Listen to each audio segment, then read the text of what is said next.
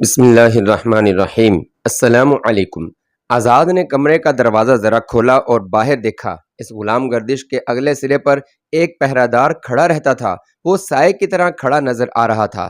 صاف پتہ چلتا تھا کہ اس طرف اس کی پیٹھ ہے۔ آزاد اپنے کمرے سے نکلی اور دبے پاؤں اسود کے کمرے کا دروازہ کھولا۔ ہلکی روشنی والا ایک فانوس جل رہا تھا۔ اسود پیٹھ کے بل بستر پر پڑا خراٹے لے رہا تھا۔ مورخ بلازری نے اس دور کی تحریروں کے 2 حوالے دے کر لکھا ہے کہ جب آزاد اسود کو دیکھ کر واپس آئی تو اس کا انداز ایسا تھا جیسے ایک شعلہ آیا ہو۔ یہ انتقام اور نفرت کا شعلہ تھا۔ آؤ فیروز، اس نے کامتی ہوئی آواز میں کہا۔ وہ بے ہوش پڑا ہے۔ فیروز آزاد کے ساتھ کمرے سے نکل گیا اور دبے پاؤں آزاد کے پیچھے اسود کے کمرے میں داخل ہوا۔ اسود جنگلی سانڈ جیسا انسان تھا۔ کمرے میں شراب اور گناہوں کا تعفن تھا۔ جانے ایسے کیوں ہوا کہ اسود بیدار ہو گیا۔ اپنے وزیر اور اپنی حسین ایرانی بیوی کو دیکھ کر وہ اٹھ بیٹھا۔ مورخوں نے لکھا ہے کہ آزاد کو وہ قابل اعتماد سمجھتا تھا۔ فیروز کو دیکھ کر اسے کچھ شک ہوا۔ اس وقت کیا مصیبت آ گئی ہے؟ اسود نے نشے سے لڑکھڑاتی ہوئی آواز میں پوچھا۔ فیروز نے ایک لمحہ ضائع نہ کیا، تلوار کھینچی اور پوری طاقت سے اسود کی گردن پر وار کیا۔ اسود نے گردن بچا لی اور تلوار اس کے ننگے سر پر لگی۔ اسود کے منہ سے چیخ نما آوازیں نکلیں اور بستر سے لڑک کر دوسری طرف گرا۔ غلام گردش میں دوڑتے قدموں کی دھمک سنائی دی۔ آزاد تیزی سے باہر نکلی اور دروازہ بند کر لیا۔ پہرہ دار دوڑا آ رہا تھا۔ اس نے تیزی سے آگے بڑھ کر پہرہ دار کو روک لیا۔ کمرے سے اسود کی ہلکی ہلکی آوازیں آ رہی تھیں۔ واپس اپنی جگہ چلے جاؤ، آزاد نے پہرے دار کو تحکمانہ لہجے میں کہا۔ رحمان الیمن کے پاس فرشتہ آیا ہوا ہے، وحی نازل ہو رہی ہے، جاؤ، ادھر نہ آنا۔ مورخ بلازری نے لکھا ہے کہ پہرے دار نے احترام سے سر جھکا لیا اور چلا گیا۔ آزاد اندر آئی تو دیکھا کہ اسود فرش سے اٹھ کر بستر پر گر رہا ہے اور فیروز وار کے لیے آگے بڑھ رہا ہے۔ اسود بستر پر گر پڑا۔ اس کا سر پلنگ کے بازو پر تھا اور سانڈوں کی طرح ڈکار رہا تھا۔ تم اسے مار نہیں سکو گے فیروز، آزاد نے آگے بڑھ کر کہا، اور اسود کے بال جو لمبے تھے ہاتھوں سے پکڑ کر نیچے کو کھینچے اور وہ خود فرش پر بیٹھ گئی۔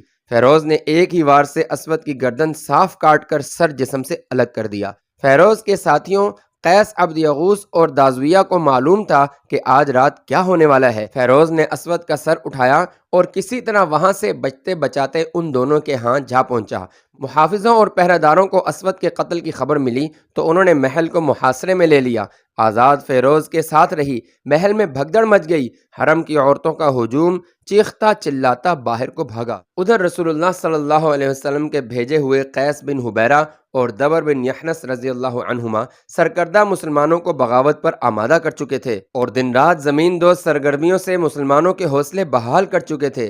اگلی صبح صادق میں کچھ وقت باقی تھا، محل کی چھت سے اذان کی آواز بلند ہوئی۔ لوگ حیران ہوئے کہ محل میں اذان۔ لوگ محل کی طرف دوڑے۔ اسود کی فوج حکم کی منتظر تھی، لیکن حکم دینے والا قیس عبد یغوث تھا، وہی سپہ سالار تھا۔ اس نے فوج کو باہر نہ آنے دیا۔ اسود کا سر محل کے باہر لٹکا دیا گیا۔ محل کی چھتوں سے للکار بلند ہو رہی تھی کہ ہم گواہی دیتے ہیں کہ محمد صلی اللہ علیہ وسلم اللہ کے رسول ہیں اور اسود عنسی کذاب ہے۔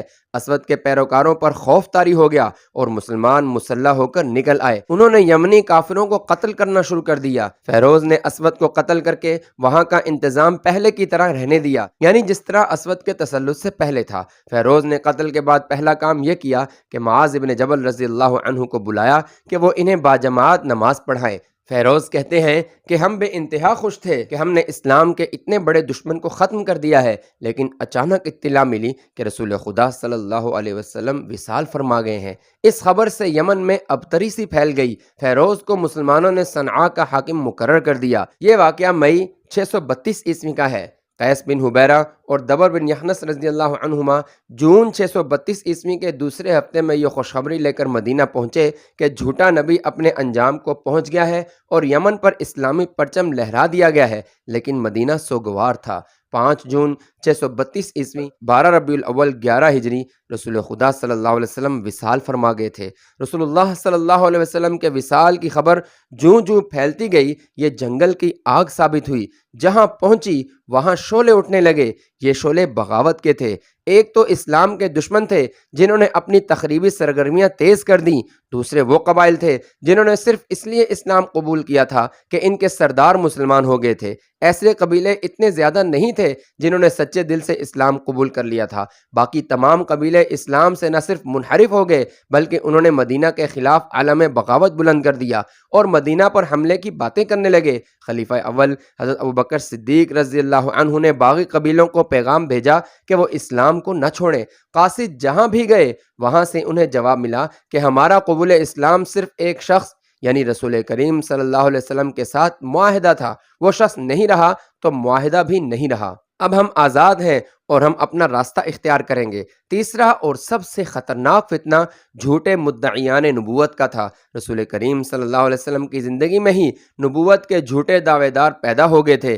ان کی پشت پناہی رومی، ایرانی اور یہودی کر رہے تھے۔ ان جھوٹے نبیوں میں ایک خوبی مشترک تھی کہ وہ شعبدے باز اور جادوگر تھے۔ شعبدے بازی اور جادوگری میں یہودی ماہر تھے۔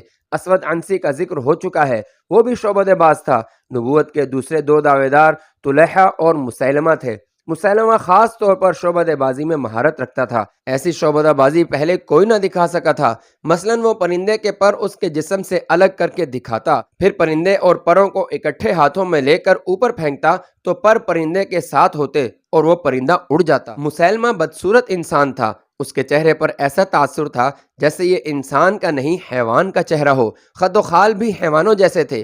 اس کا قد چھوٹا تھا، چہرے کا رنگ زرد تھا، لیکن اس کے جسم میں غیر معمولی طاقت تھی۔ اس کی آنکھیں غیر قدرتی طور پر چھوٹی اور ناک چپٹی تھی۔ یہ ایک بھدے آدمی کی تصویر ہے جسے کوئی بدصورت انسان بھی پسند نہیں کر سکتا، مگر جو عورت خواہ وہ کتنی ہی حسین اور سرکش کیوں نہ ہوتی اس کے قریب جاتی تو اس کی گرویدہ ہو جاتی اور اس کے اشاروں پر ناچنے لگتی۔ مسلمہ نے رسول اللہ صلی اللہ علیہ وسلم کی زندگی میں ہی نبوت کا دعویٰ کیا تھا اور دو قاصدوں کے ہاتھ ایک خط ان الفاظ میں لکھا تھا: مسلمہ رسول اللہ کی جانب سے محمد رسول اللہ صلی اللہ علیہ وسلم کے نام، آپ پر سلامتی ہو، بعدہ واضح ہو کہ میں رسالت میں آپ کا شریک بنایا گیا ہوں، نعوذ باللہ، لہٰذا نصف زمین میری ہے اور نصف قریش کی، مگر قریش انصاف نہیں کر رہے۔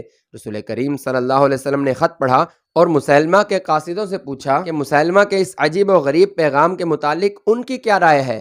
ہم وہی کہتے ہیں جو خط میں لکھا ہے۔ ایک قاصد نے جواب دیا: خدا کی قسم، رسول اللہ صلی اللہ علیہ وسلم کے ارشاد کا مفہوم ہے، اگر قاصدوں کے قتل کو میں روا سمجھتا تو تم دونوں کے سر تن سے جدا کر دیتا۔ آپ صلی اللہ علیہ وسلم نے مسیلمہ کو اس کے خط کے جواب میں لکھوایا: بسم اللہ الرحمن الرحیم، محمد الرسول اللہ صلی اللہ علیہ وسلم کی جانب سے مسیلمہ کذاب کے نام، زمین اللہ کی ہے اور وہ اپنے متقی بندوں میں سے جسے چاہتا ہے اس کا وارث بنا دیتا ہے۔ اس کے بعد مسیلمہ کو سب کذاب کہنے لگے اور اسلام کی تاریخ میں بھی اسے مسیلمہ کذاب ہی کہا گیا ہے۔ رسول خدا صلی اللہ علیہ وسلم ان دنوں بستر علالت پر تھے۔ آپ صلی اللہ علیہ وسلم نے ضروری سمجھا کہ جس شخص نے یہ جسارت کی ہے کہ رسول کریم صلی اللہ علیہ وسلم سے زمین کا مطالبہ کر دیا ہے، اس کی سرگرمیوں اور لوگوں پر اس کے اثرات کو فوراً ختم کیا جائے۔ آپ صلی اللہ علیہ وسلم کی نگاہ ایک شخص پر پڑی جس کا نام تاریخ میں الرجال آیا ہے۔ اس شخص نے اسلام قبول کر کے دین کی تعلیم حاصل کی تھی، قرآن کی آیات پر اسے عبور حاصل تھا اور وہ عالم فاضل کہلانے کے قابل تھا۔ رسول مقبول صلی اللہ علیہ وسلم نے اسے بلا کر ہدایات دیں کہ وہ یمامہ چلا جائے اور لوگوں کو اسلامی تعلیم دے۔ آپ صلی اللہ علیہ وسلم نے الرجال کو اچھی طرح سمجھایا کہ مسیلمہ کے اثرات زائل کرنے ہیں تاکہ خون خرابے کے بغیر ہی یہ شخص گمنام اور اس کا دعویٰ بے اثر ہو جائے۔ رسول اللہ صلی اللہ علیہ وسلم کے حکم کی تعمیل میں الرجال روانہ ہو گیا۔ مسیلمہ بن حبیب، جو مسیلمہ کذاب کے نام سے مشہور ہوا تھا، رات کو اپنے دربار میں بیٹھا تھا۔ شراب کا دور چل رہا تھا۔ دربار میں اس کے قبیلے کے سرکردہ افراد بیٹھے ہوئے تھے، وہ سب اسے اللہ کا رسول مانتے تھے۔ نعوذ باللہ، اس نے اپنے مذہب کو اسلام ہی کہا تھا لیکن کچھ پابندیاں ہٹا دی تھیں۔ مثلا اس نے اپنی ایک آیت گھڑ کر اپنے پیروکاروں کو سنائی کہ اس پر وحی نازل ہوئی ہے کہ شراب حلال ہے۔ دیگر عیش و عشرت کو بھی اس نے حلال قرار دے دیا۔ اس کا دربار جنت کا منظر پیش کر رہا تھا۔ نہایت حسین جوان لڑکیاں اس کے دائیں بائیں بیٹھی تھیں۔ مسیلمہ کسی لڑکی کے بالوں میں ہاتھ پھیر کر اور کسی کے گالوں کو تھپک کر بات کیا کرتا تھا۔ ایک آدمی دربار میں آیا، وہ بیٹھا نہیں کھڑا رہا، سب نے اس کی طرف دیکھا۔ مسیلمہ نے جیسے اس کی طرف توجہ دینے کی ضرورت ہی نہ سمجھی ہو، اسے معلوم تھا کہ وہ کسی کے کہے بغیر بیٹھ جائے گا، مگر وہ کھڑا رہا۔ کیا تو ہم پر پہرا دینے آیا ہے؟ مسیلمہ نے اسے کہا، یا تو اللہ کے رسول کے حکم کے بغیر بیٹھ جانا بد تہذیبی سمجھتا ہے؟ اے اللہ کے رسول، نعوذ باللہ۔ اس آدمی نے کہا، ایک خبر لایا ہوں، مدینہ سے ایک آدمی آیا ہے، وہ بہت دنوں سے یہاں ہے، اور وہ ان لوگوں کو جنہوں نے کبھی اسلام قبول کیا تھا بتاتا پھر رہا ہے کہ سچا رسول محمد صلی اللہ علیہ وسلم ہے، اور باقی سب کذاب ہیں۔ میں نے خود اس کی باتیں سنی ہیں، اس کا نام الرجال ہے۔ الرجال، دربار میں بیٹھے ہوئے دو آدمی بیک وقت بولے۔ پھر ایک نے کہا، وہ مسلمانوں کے رسول صلی اللہ علیہ وسلم کا منظور نظر ہے، میں اسے جانتا ہوں، اس کے پاس علم ہے، ایسے شخص کو زندہ نہ چھوڑیں۔ دربار میں بیٹھے ہوئے ایک آدمی نے گرج کر کہا، اے خدا کے رسول، نعوذ باللہ۔ ایک اور آدمی نے اٹھ کر کہا، کیا تو مجھے اجازت نہیں دے گا کہ میں اس بدبخت کا سر کاٹ کر تیرے قدموں میں رکھ دوں؟ نہیں، مسیلمہ کذاب نے کہا، اگر وہ عالم ہے اور اس نے محمد صلی اللہ علیہ وسلم کے قرآن کی تعلیم حاصل کی ہے تو میں اسے کہوں گا کہ میرے دربار میں آئے اور مجھے جھوٹا ثابت کرے، میں اسے قتل نہیں ہونے دوں گا۔ اسے کل رات میرے پاس لے آنا، اسے یقین دلانا کہ اسے قتل نہیں کیا جائے گا۔ الرجال کو مسیلمہ کے ایک آدمی نے کہا کہ اسے اللہ کے رسول مسیلمہ بن حبیب، نعوذ باللہ، نے اپنے ہاں مدعو کیا ہے، کیا وہ میرے قتل کا انتظام یہی نہیں کر سکتا؟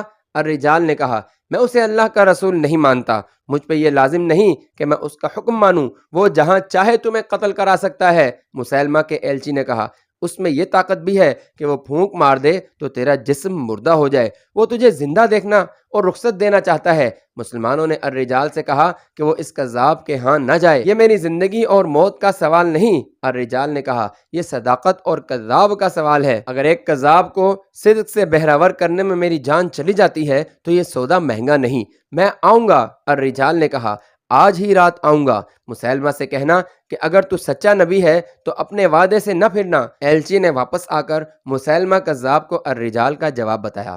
الرجال یمامہ کے قلعے میں رہتا تھا۔